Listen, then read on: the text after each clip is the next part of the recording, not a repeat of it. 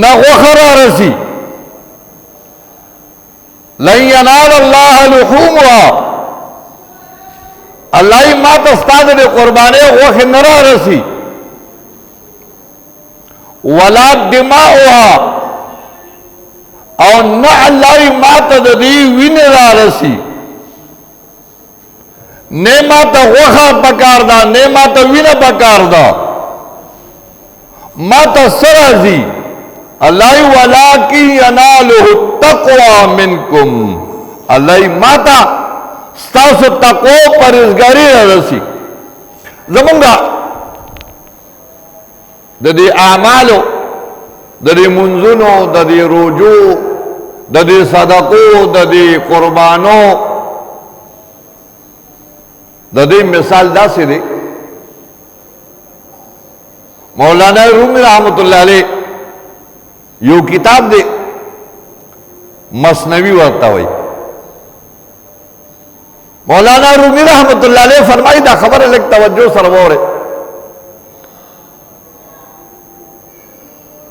و یو باندې والا کس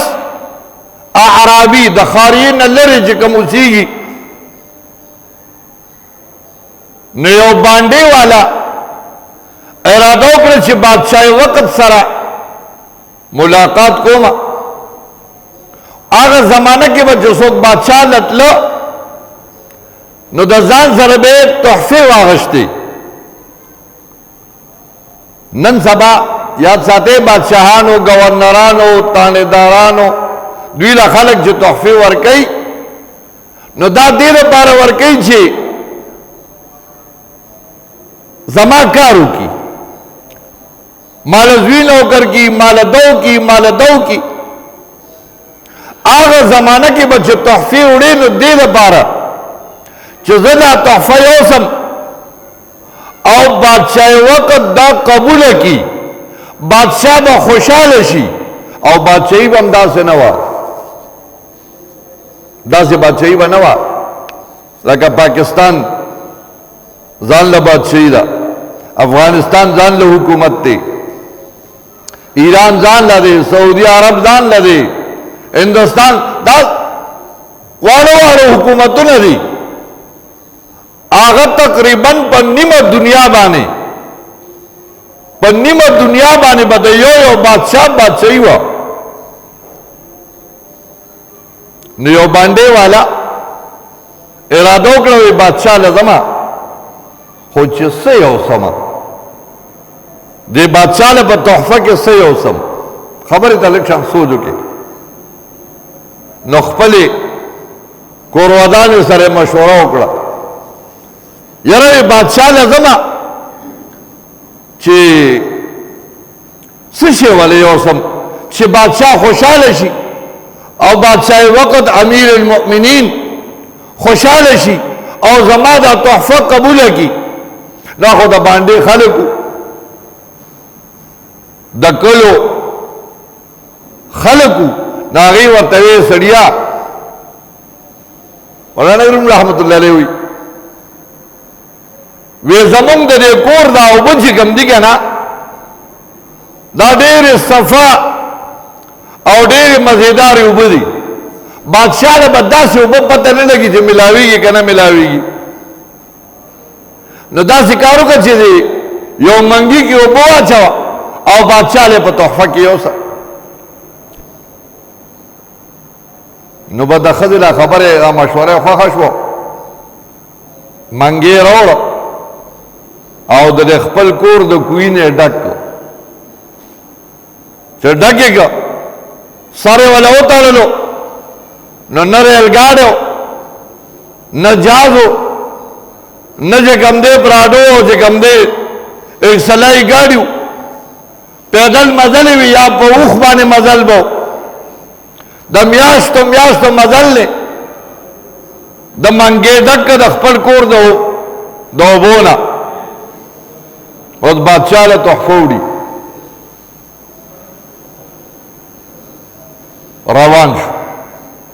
روان شو کله په اوخ باندې او کله پیدل. دشت دي، هواګانې دي، دوړي راوځي په دې منګي باندې چې کوم دې دوړي پروزي یو میاشت دو میاشتې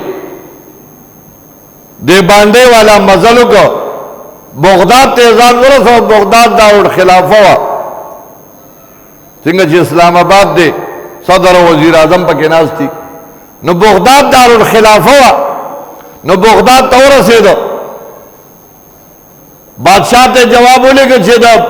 ډېر لرې نه دوه میاشتې مزل مې کړی دی یو باندې والا راغلی یم تاسو سره ملاقات کوم بادشاہ وی را پرېږدی دی ورغی منګې واغستې بادشاہ سلامت تاسو سره مې یو ډېره زبردسته تحفه راوړې ده بادشاہ ورته څه دي ویسې به دا زمونږ د کور زمونږ د کوی صفا مزیدارې اوبه دي او داسې اوبه به پته نه لګي چې تا ته ملاویږي که نه ملاویږي بادشاہ ورته وښه هغه منګې وزیران او کابینه ناسته ده منګي چې څنګه سر کولو کې بس هغې ډډوزې شروع کړي لکه سر یې پې بند کړی و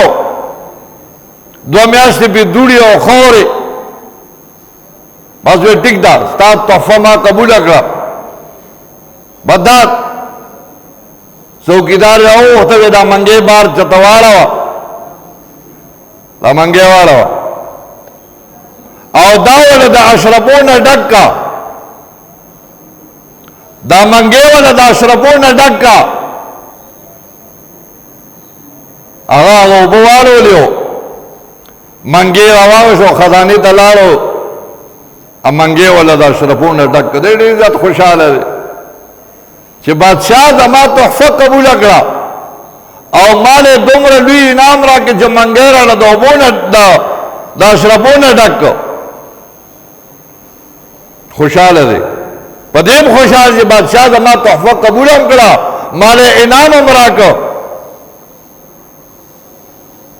بادشاہ یو فوجي ورسره کو وی دا منګې ورسره یوسه او داسې چې ځې نو داسې لاړ شه د دجلې نهر په غاړه باندې دی بوځه د دجلې نهر په غاړه باندې دی بوځه ورته راځه سړی روان دی عربي ډېر زیات خوشحاله دی چې بادشاہ خو زما تحفه هم قبوله کړه او ما له انعام هم راکړو سړی خوشحاله خوشحاله کی دغلته دی تږی شو چې تږی شو هغه کس ته ویې یاره زه لږ یو بس که بیا اوس که دا د دجلې نهر دی صفا مزېدارې خشته یخې ښکلې مزېدارې اوبه چې اوبه یې وڅښلې سوچ یې وکوې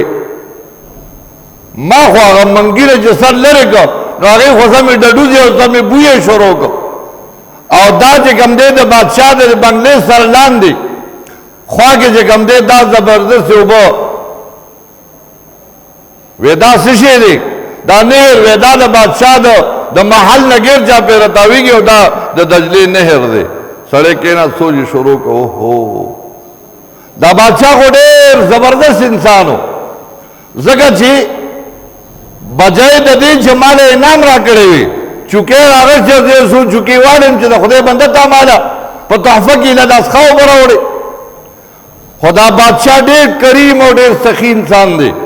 چې زما هغه ښه اوبه چې کوم دی هغه قبولې کړې او ما یې پکې الټا انعام هم راله راکړ نو مولانا روم رحمت الله علیه وایي وی دا واقع د دې لپاره ده چې اے مسلمان هر انسان په دې باندې سوچ وکړه چې زه سیما زما عمل څه دی او بیا د الله رب العزت د طرف نه پرځونې او احسانات څومره دي زما عزتمندو د ذوالحجې مبارکې ورځې شپې شروع دي او خلک کوشش کوي تاسو ته ما ویلو چې مستحب عمل دا دی چې د ذوالحجې میاشت راوخیږي او کم انسان د قربانې اراده کړي او که د قربانې اراده نیم کړي نو د ذوالحجې په دې 10 ورځو کې د دې نه مخکې نوکان او وغیره ویښته د بدن نه لرې کول اضافي ویښته لرې کول دا د ذوالحجې نه مخکې بکاري مستحب عمل دی او په یو مستحب باندې چې کله انسان به مستحباتو عمل کوي زما عزتمندو الله دله د سنت ادا کولو توفیق ورکړي کله انسان د سنت اهتمام کوي الله دله د واجب ادا کولو توفیق ورکړي او دغه رنګ زما عزتمندو کله چې سړی مستحب پریدي تمہارا خو د ثواب کار دی نه کوم نو الله دنا د سنتو توفیق والی کله دې سنت پریدي الله رب العزت دنا چې کم دی د فرض توفیق والی دې به فرض هم نه کوي زما عزتمندو اخیری کې ته یو خبره کوم ما والله عالم چې د تیر جمعې دا بلې جمعې یاد ما ته پته نه کی تاریخ ما یو خبره کړې وه هغې خبرې نه نن زمونږ نوجوان د دین د هرې خبرې نه ټوک او ګپ جوړوي یو خبره ما دا کړې وه چې ټچ موبایل چا سره نو د باندې به قرباني کېږي دا د ضرورت نه اضافي دی لکه دې موبایل سره د هغې نه زما نوجوان او زما بعضې مسلمانانو ورونو یو لویه ډرامه ته جوړه کړه او په هغې باندې ویډیوګانې جوړې کړې فني ویډیوګانې جوړې کړې چې ټچ موبایل چا سره نو خبره باندې زما عزتمندو حضرت مفتی عبدالله شاه صاحب د الله رب العزت اوږد ژوند وله ورکړي هغه یو مولوي صاحب مسله کوله او وی چې مسواک سنت دی مسواک سنت دی نو یو سړی په لار روانو نو هغه په خبره پوه نه شو او هلته لاړو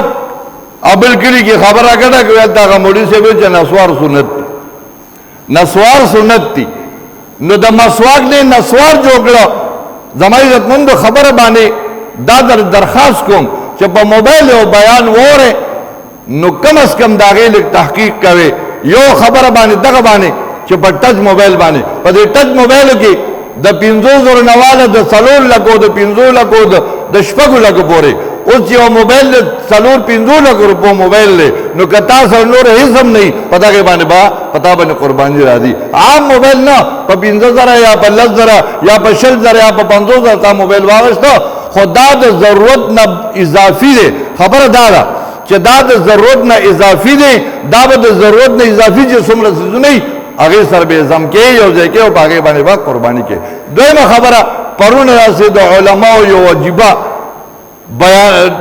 رنګونه دي څوک په واتساپ باندې او څوک په رنګونو باندې بیګا تقریبا 11:30 بجې راته زمونږ د ختم نبوت چې کوم امیر دی د ټونټو مولانا بصیر خان صاحب هغه راته رنګو کړ وی مولوي صاحب دا څه مسله ده ما ورته دا بیان کټ شوی دی ما دا ویلو چې بعضې خلک دا وایي دې زمانه کې شته دی چې په میخه باندې خلکو قرباني نه کړي حالانکه اشرف علي تانوي رحمت الله ما دې خبره وضاحت کړې دي خو هغه وضاحت دې کټ کړې دي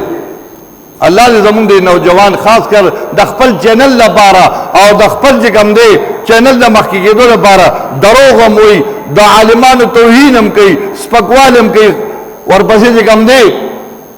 خبر هم جوړي ما خبره دا کړې وه چې اشرف علي تانوي رحمت الله علیه فرمایي چې اته څیزونه دي چې په هغې باندې قرباني کېږي غوا غوی میخه سنډه او دغه رنګې چې کوم دی ګډ چیلې او اوخه ثمانیت ازواج د قرآن آیات دی الله وی اته جوړي دي اته قسمه حیوانات دي چې په هغې باندې نو ما په بعضې خلکو باندې رد کړو په بعضې خلکو مې رد کړو چې بعضې خلک وایي چې په میخه قرباني نه کېږي ځکه چې دا د نبي علیه السلام نو د هغې نه هغه نورې خبرې کټ کړي صرف دومره خبرې تر راغشتې ده چې امداد الله مولوي صاحب وایي چې په میخه قرباني نه کېږي په میخه باندې قرباني نه کېږي نو ما دومره علماو به پرون راسې رنګونه وکړه بېګا یو قاري صاحب راته وایي ما ته چې چا خبر وکړه ما ورته چې امداد الله مولوي صاحب خو زه داسې پېژنم لکه خپل ځان چې څنګه پېژنم د هغه نظریه د هغه سوچ نو زما عزتمندو په دې میډیا ته دا خبره کوم از براه کرم د خدای لپاره دا غلبي ورځې خاطرو کې چې د علماو توهین مکوي د خپل چینل لپاره د علماو خبرې کټ مکوي کم بیان شوي مون قسم په الله دې ما د خپل کیمرې والده دی یاره مراد مون خو په دې سوچ باندې چې کم دی دا خبر را کړی و چیرې چاته به فایده رسي څوک به د دین یو خبره اوري یو وظیفه چې کم دی د دنیا ټول په مشکلاتو کې دا څوک به یو وظیفه باغې باندې زما عزتمندو د هغې نه خلکو ګپ جوړ کړه د هغې نه خلکو فساد جوړ کړه دا د فساد جوړله ده زما متعلق ته زما متعلق یو غلطه خبره په موبایل باندې شیر کې نو تا زما بیزتی وکړه زما توحید دی وکړه او زما د هغه ذات نه چې کوم دی د الله رب العزت نه ستا د پاره کوم دی زم یا الله هدایت ورته وکړي که یو سړی خامخا د علماو توهین کوي او علما د خلکو په نظر کې سپکوي نو خدای داسې سپک کړي چې څنګه دی د علماو توهین کوي د زما عزتمندو په میخه باندې قرباني کېږي په غوا باندې کېږي عمر چې کوم دی د غوا د میخې د کټې د دې عمر 2 کاله 2 کاله غاښونه شرط نه دي 2 کاله عمر برابر دی که غوا ده که میخه ده که کټې ده بېګاه دی کس وایي ما خو ستا یې ټول عمر په کټو په میخو باندې قرباني کړې او تا وایي چې نه کېږي پې نو خبره باندې زما عزتمندو ځان پوهوي په غوا کېږي په میخه کېږي د 2 کالو چې وي په هغې باندې به قرباني کېږي ګډ چیلې هغې کې ابل یو کس تپوس وکړي په ګډ چیلي کې 2 کسان مې چې نه ګډ چیلې به یو کس نه اضافي نه شي کېدی ګډ چیلې ښځه خاوند ته نصاب ده ښځه به ځان له قرباني کوي خاوند به ځان له کوي زوی مالدار صاحب نصاب دی به ځان له کوي ګډ چیلي کې دویم کسان نه شي شریکېدی غوا میخه کټې جوټه په دې کې 2 کسان چې کوم دي شریک دي شي اضافي ته نشي کېدی نو از برای کرم د الله خاطر کې خبره وره هغه باندې سوچ کوي هغه باندې سوچ کوي او خدای پاک در سوچ درکړي دي زدا خبره څنګه کولې شم چې کوم شریعت اشرف علی تانوی رحمت الله علیه بهشت زیور کې لیکلي او دا چې کوم دی الجاموش نوع من البقر دا میخه دا د غوی یو قسم دی دې لپاره د عزتمندو دا خبره الیاس تریم چې دا او چلاوه چې په میخه په کټې په ګډ چیلی په دې ټول باندې په اوخ باندې په دې ټول باندې قرباني نه کیږي او چې کوم د دین علاوه دي نو پاګې باندې نه کیږي لکه یو سړی وزوی ز چرګ رالم نو په چر قرباني نه کیږي یو سړی وي زبلسه نو پاګې قرباني نه کیږي نو قرباني لپاره دغه سيزونه دي الله رب العزت د عمل توفیق راکړي او الله د امت اصلاح کی زمان نوجوان نسل زما عزتمندو سبل طرف ته روان دي د علماو توهین او سپکواله چې څومره خاص کر په خیبر پختونخوا کې زمان نوجوان د علماو څومره توهین کوي زمونږ د ټولو د سرتاج حضرت شیخ محمد ادریس رحمه الله هغوی چې کوم دی د دې نوجوان د نسل نه رستړی او رچو دی چې کوم دی قبر ته لاړه اخر کې شهادت ته متملو شو زما عزتمندو د علماو توهین مه کوئ والله العظیم د پیغمبر په منبر د تناستم او دا ټیم چې کوم سړی د علماو سپکوالی کوي مرګ نه وروسته قبر کولو کې په خدای قسم د هغه مخ به د قبلې نه اورېدلی وي وایي چې کله دی قبر کې ښخ کي او د ده مخ قبلې ته فرشتې راشي توشه تا خو به د قبلې والو توهین کو راوي سپکواله بده کو نو از برای کرم جوړه در غړم د علماء د توهین نه ځان ساتي او استغفار کثرت سره وای د ذوالحج مبارک ورځې دي او الله رب العزت نا معافي غواړي او یو بل د پاره دعا کوي پشیشا غائبانہ یو بل د پاره دعا کوي الله دې توفیق راکړي واخر دعوانا الحمد لله رب العالمين اللهم لك الحمد كما انت اهله فصل على محمد صلى الله عليه وسلم كما انت اهله وافعل بنا ما انت اهله فانك اهل التقوى واهل المغفره يا حي يا قيوم برحمتك نستغيث اصلح لنا شاننا كلنا ولا تكلنا الى انفسنا طرفه عين اذانك يا اذان پسې سنت کوي